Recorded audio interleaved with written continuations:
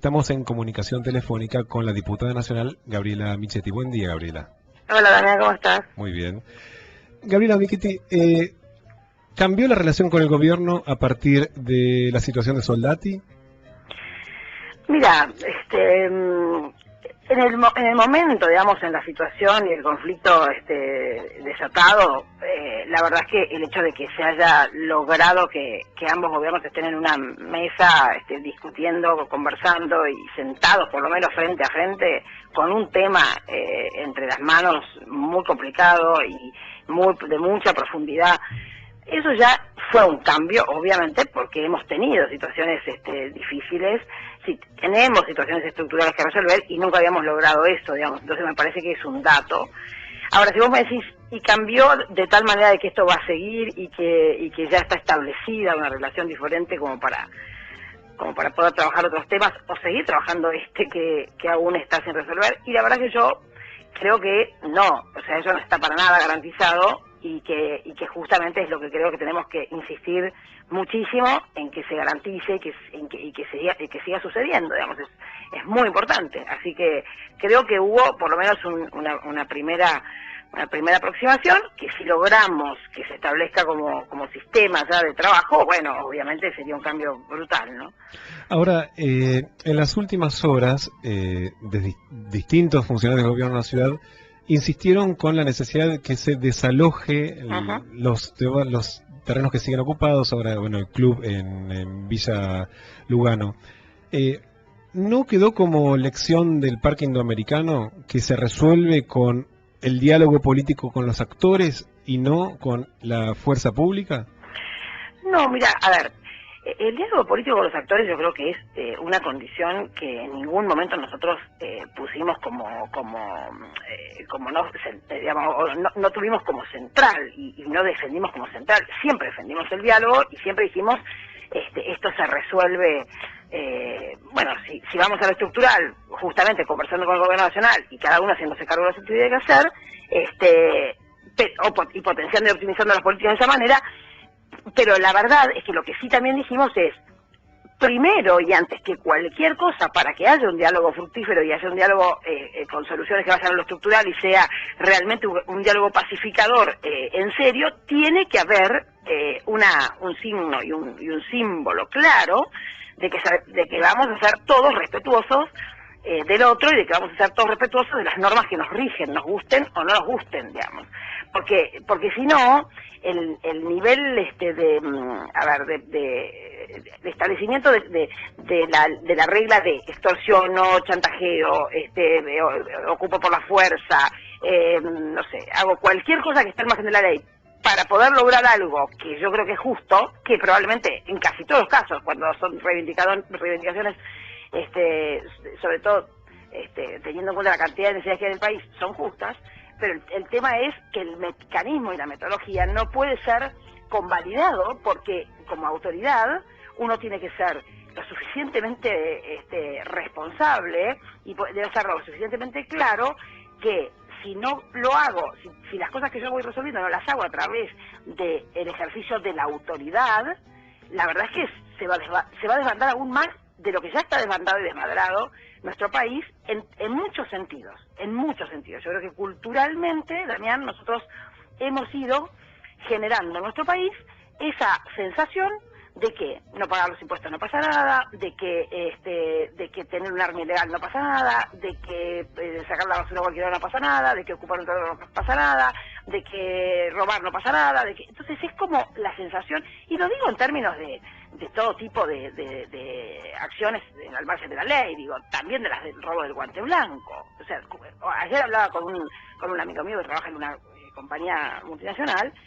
y me contaba que hace 10 años a esta parte la diferencia en la manera en que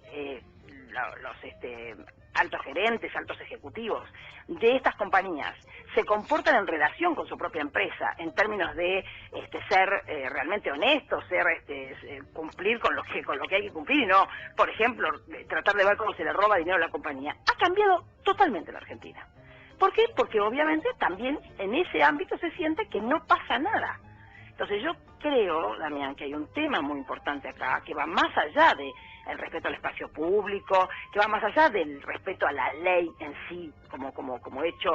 propiamente dicho, sino que tiene que ver con el ejercicio de la autoridad. Si los gobiernos, si las autoridades no ejercen ese rol y responsabilidad fundamental que tienen en nuestra sociedad, entonces sí vamos a estar a merced cada vez más de que esa situación que vivimos hoy, es que la Argentina puede estar en situaciones de crecimiento como nunca, puede estar en una cuestión de que le da variables e indicadores macroeconómicos como nunca, pero sin embargo la sensación es que el país no se desarrolla, ahora, Gabriela, influye, perdón que te no interrumpe. cohesiona, ¿sí? ¿Vos no crees que la autoridad se diluye cuando quienes ejercen tienen la responsabilidad del gobierno no cumplen con lo que prometen? Me refiero puntualmente a los distintos anuncios sobre, por ejemplo, planes de viviendas sociales, que eran, digamos, que es el origen del problema del sur de la ciudad, que no se cumple. Digamos, ahí, la misma autoridad atenta contra sí misma. Sí. Definitivamente la responsabilidad de la autoridad pública va más allá del ejercicio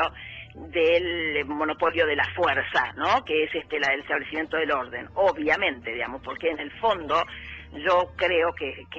ejercer la autoridad y establecer el orden, y de alguna manera coincido en ese sentido con el sentido de tu pregunta, va más allá de, en este caso, si se ocupó un lugar, desalojarlo, porque atrás de eso hay problemas estructurales que también son responsabilidad, obviamente. Ahora resulta que, más allá de que coincido plenamente con eso, que creo que es un tema de los que también nos preocupa y nos ocupa, por lo menos en mi caso y en el caso del espacio al que yo pertenezco, creo que hemos sido, lo suficientemente incluso honestos y sinceros de que en los momentos en los que hemos sentido que no hemos podido con algo o nos hemos equivocado con algo, lo hemos dicho. Y si vos me preguntás, ¿la política de vivienda de la ciudad puede ser perfectible, puede ser mejorable, podrían haber hecho más cosas? Y yo te digo, sí, definitivamente podríamos haber hecho más cosas. Ahora, no me cabe duda, que el problema del que estamos hablando no tiene que ver con si la ciudad hizo 700 viviendas más o 1000 viviendas más, porque de hecho las que hemos hecho son muchas más de las que se venían haciendo interanualmente hace 10 años. O sea, si hace 10 años se venían haciendo un promedio de 400 viviendas anuales, nosotros estamos haciendo 700, 800. Ahora, de cualquier manera, si hubiéramos hecho 1500, y ahora te digo por qué se cambió un poco la política en términos de la construcción de vivienda social, de lo que habíamos dicho, si hubiéramos hecho 1500 o 3000, este tema no tendría ninguna resolución de fondo, y el problema de Soldati probablemente hubiera sido exactamente el mismo. ¿Por qué, Damián? Porque no es que en Soldati hubo gente que, no teniendo vivienda, va a ocupar un lugar. En Soldati hubo, primero y antes que nada, 2 o 3 grupos ligados a esto que yo te digo, que es la acción por al margen de la ley para beneficios personales, en este caso de loteo de un lugar para ganarse unos mangos y haciéndolo a través de la manipulación de la gente que sí necesita. Y después hubo, obviamente, 2 cosas peores que esas, que son la de el usufructo político que hacen quienes creen que la política se debe hacer con esta lógica de intermediarios entre el dirigente y la persona o la familia con necesidades, que son los famosos punteros que politizan las situaciones como para ver si logran limar a un político, subir a otro, etcétera. También bajo la manipulación y el manoseo de la gente humilde, y también hubo, según nos dice la gente que realmente para mí es confiable de ese lugar, como puede ser Margarita Barrientos y otros dirigentes y otras personas, con los cuales nosotros trabajamos y conocemos mucho de la Villa 20 y de Piletones, que son los que están ligados a la venta de drogas en la villa y en los barrios más carenciados. Entonces, lo que digo es,